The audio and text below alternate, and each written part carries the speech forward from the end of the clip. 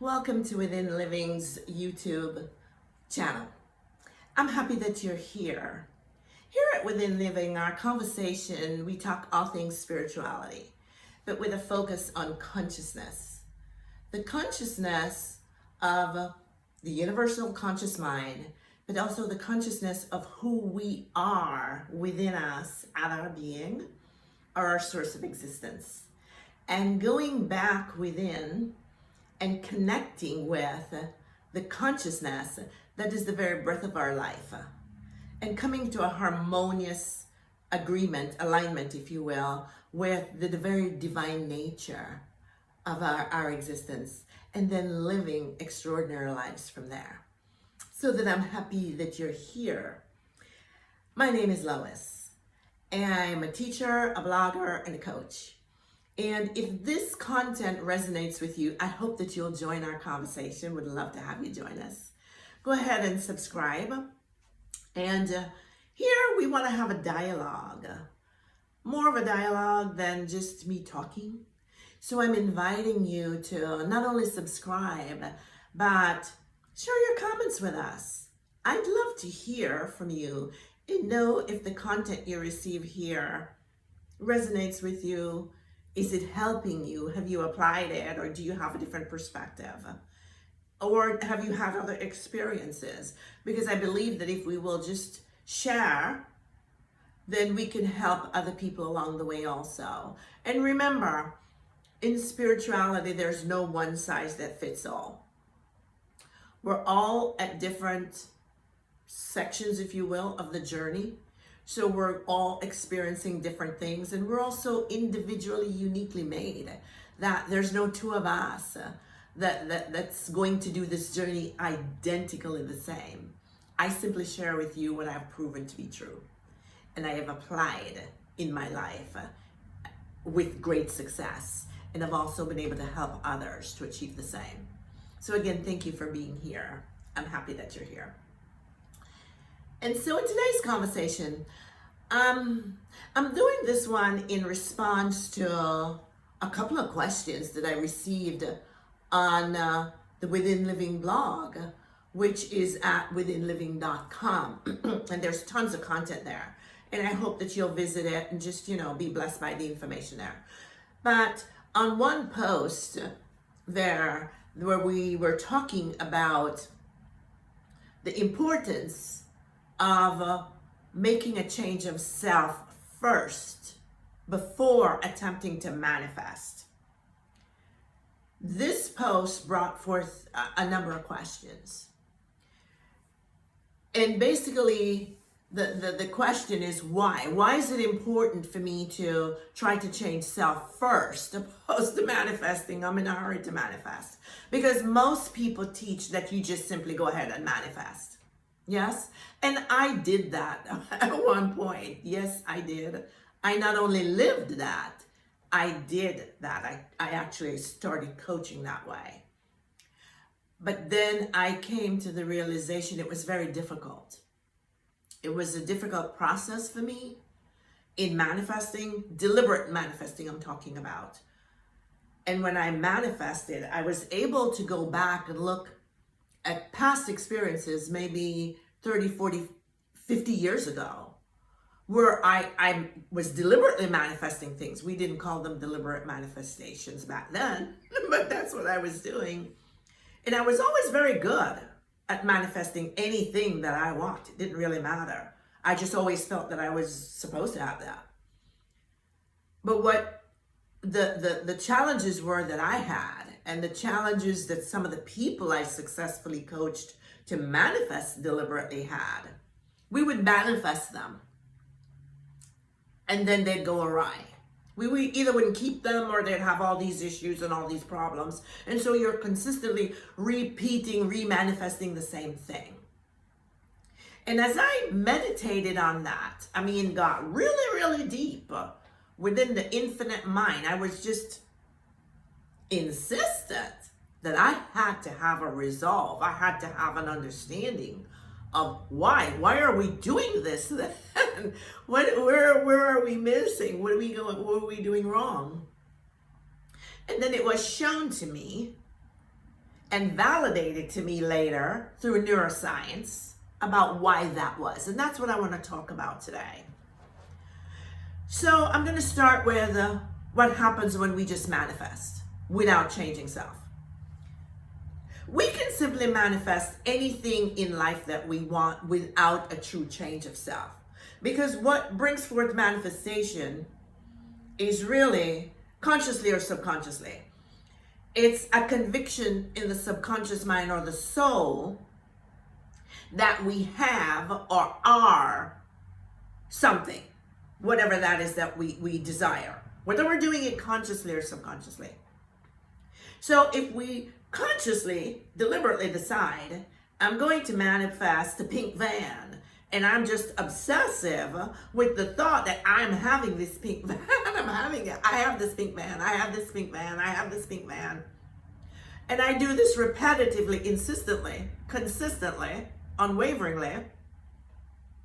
The law of life, the universe, if you want to call it, I call it God, must, absolutely must push that pink van out into the physical world for me as my experience. That pink van is going to have to show up one way or another, and I'm having it because I manifested that.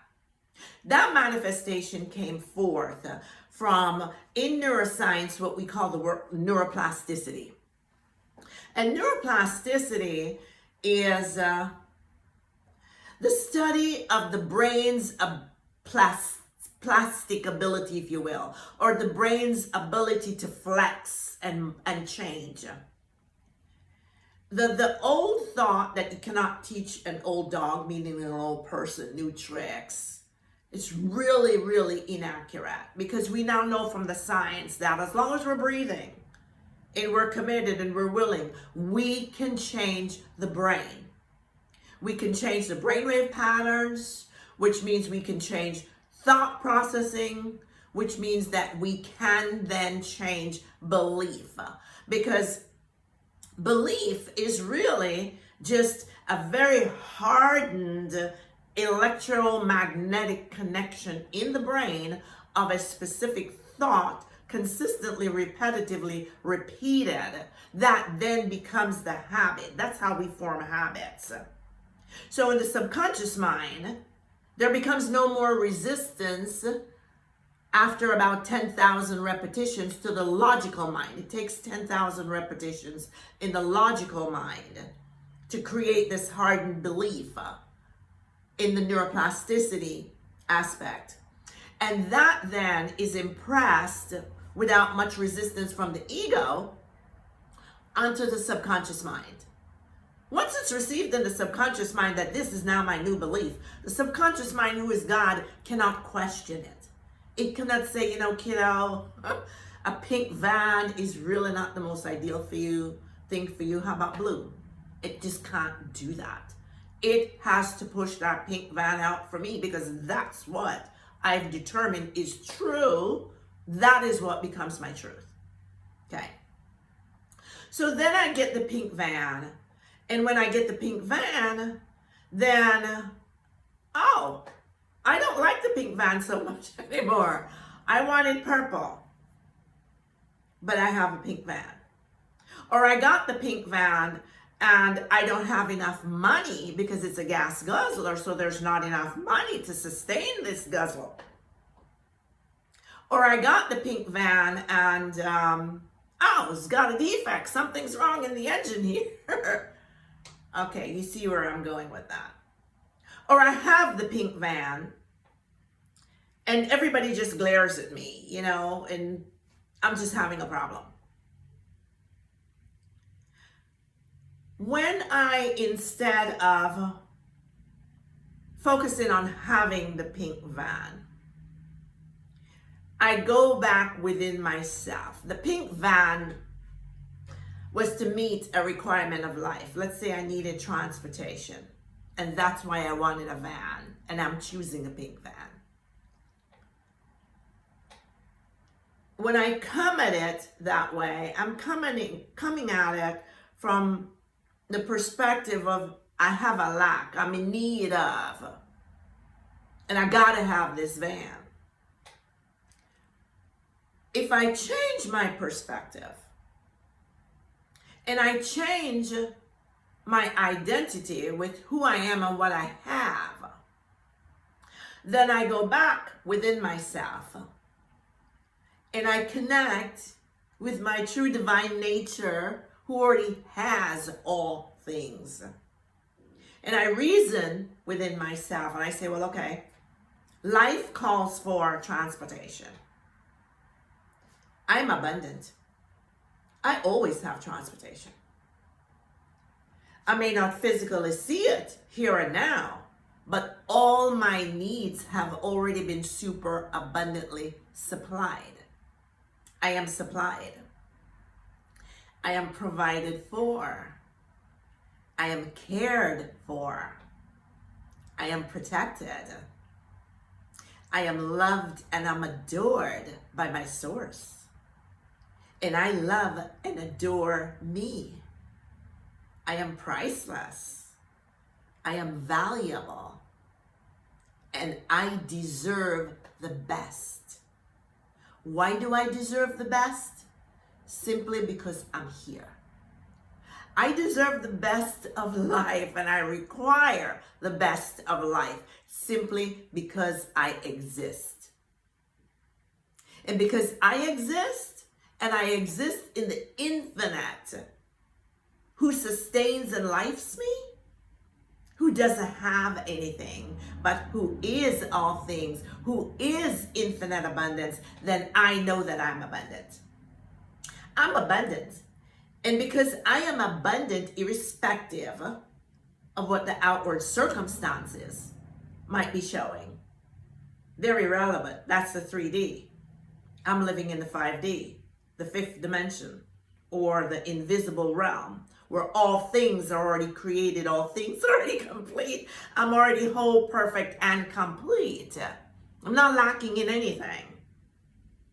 When I go back and I do the work, and it is a little bit of work, yes, because then I have to change again those thought process to come in harmony with who I am within. And so I'm changing my thought process or belief of who I believed the self to be. And now I'm creating a new memory in the brain and I'm saying, oh no, wait a minute. Remember who you are. I am already whole, I am already perfect, I'm already complete, I'm already loved, I'm already adored, I'm already supported, I'm already provided for. I am abundant. I am abundant and I deserve to have the absolute best that life has to offer. I'm not taking second best because that's not what I deserve. I'm not settling for. So I deserve. I'm God's kid. I'm the Creator's kid. The Creator and I are one. How much better does it get? Yes, so I deserve that. And when I do the work to come back in harmonious alignment with my divine nature within me, that yes, I am abundant, irrespective of what the checkbook is showing or what the bank account, the wallet, it doesn't matter. Irrespective of the apparent need of a new vehicle is, then when I come back to that place of abundance and I declare my abundance and I have transcended the limiting belief that I'm lacking something or I have to just make do or take the best off or not very clear on all the provisions that are mine to support what I want, then when I come from this place and I change my concept of myself within me, then as the law says, the metaphysical law, as within, so without, as above, so below. When I change my perspective of the concept of me within me, then life has no alternative but to physically manifest that abundance to me without. When I change that, then when I want to have this pink van now, there's no resistance to me having it. When I desire to have this pink van now, there's really no concern or issue about what that costs because it's irrelevant to me because I am abundant. And I'm not concerned about what I'm paying for it or how I'm paying for it, who is paying for it, what is the final tag, or where's the money to support it? Can I afford the gas for it? Is it going to have a good engine or a bad engine? Can I afford to fix the engine? All of that, they're called circumstances. They become totally and completely irrelevant. Because the person who I am now, when I'm going to request or decree or ask for, if you will, that I have this new pink van, I'm very, very clear about the terms and conditions of that pink van. Then I'm very, very clear that if the new van is what I want, that it comes to me brand spanking new. And I expect the engine to work like a charm. If I'm into the antique stuff and I want an older used one, then I affirm that as well. And a perfectly running, in perfect condition, used pink van will show up for me. Where is it in the world? I don't know. And I don't care. Because the God aspect of me, universe if you want to, the God aspect of me, spirit of me, knows where it is, already has it aligned for me. Everything is in perfect form. I'm not concerned with how it needs to be paid for. The God aspect of me, because the desire of the van itself already has within it all the means to bring it to me. See, it's all being done for me. I'm not doing anything. I'm receiving it. That's my work. My work is to change me and receive what I desire. That's my work. Yeah? So the God aspect of me then is going to assure that this van comes to me if I want it paid for in full. When I'm declaring that, it comes to me paid for in full. If I need to pay for it myself, the money will be provided for me. It's going to show up for me. How, when, where, I'm not interested in that. It will show up. And if someone else needs to pay for it for me, they will be put in position and they will pay for that for me, and that will come to me as a gift. Do you understand what I'm saying here? I hope so. I hope this is helping you, right? So to answer those questions from those on my blog, why is it important then to talk about changing self first? We can only manifest who or what we are. No more, no less. It's impossible to manifest what we're not. All things are possible. But we really cannot manifest what we're not, because the law cannot work then. It's not in harmony. If I'm coming from a place of lack and limitation within me, that's my conviction of my self-identity, whether I'm aware of it or not, and I'm manifesting this thing up here, going back to the pink van, that is up here somewhere, then this cannot become my reality. This has to be my reality. This has to be manifested. So I might have desired that the van come to me, paid for in full. It was brand spanking new, squeaky clean, perfectly running. But if my conviction within me was that maybe not, maybe the money's not going to be there, maybe it's not, I'm not going to be able to afford it, how much is the gas is going to cost, all these circumstances, then this is what has to manifest for me. Because we can only manifest what is the predominant energy operating in us, which is what our convictions are. So, my experience, and this is just my experience, my life has been a lot easier, a lot smoother, a lot more effortless. It's actually just like magic, really. Once I made the shift, and those that I coach also, once I made the shift to going back and really working on myself and changing my perspective or my concept of myself, really changing it to the point where I'm transformed within, I'm changed within, that becomes reflected without. And when I change myself within, let's just say on the topic of abundance, if I was coming from a place of lack or limitation and I start aligning with the idea that no, I am one with God. God is one with me. God is infinite abundance. All my needs have already been met. And really come back to aligning with that. And that becomes my conviction. Then guess what starts happening? Abundance starts showing up. I don't even have to go around asking for stuff. It just starts coming. It comes to me in every form. It comes to me expected, unexpected, out the blue, out of thin air. I mean, it just comes because it has to come to me.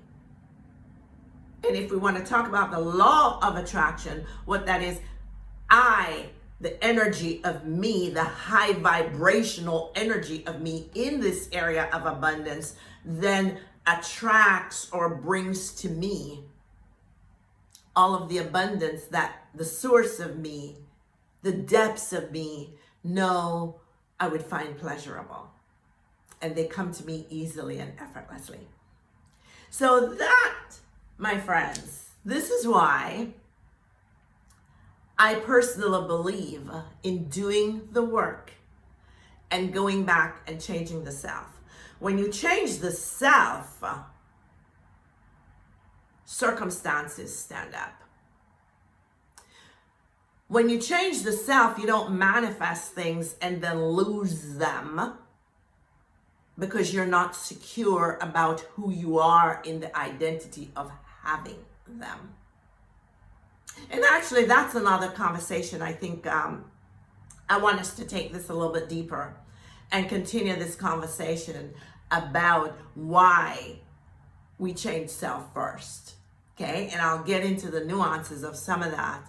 And even some examples about people, situations and money or relationships.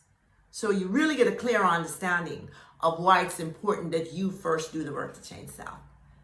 So it's been my pleasure bringing this to you today.